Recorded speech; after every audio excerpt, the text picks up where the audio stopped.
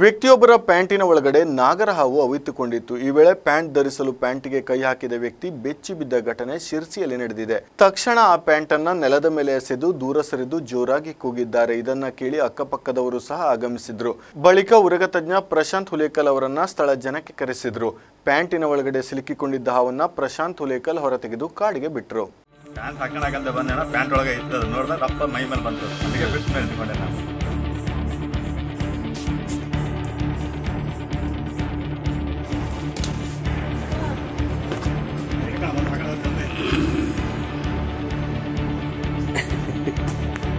Pant ಒಳಗಿತ್ತು.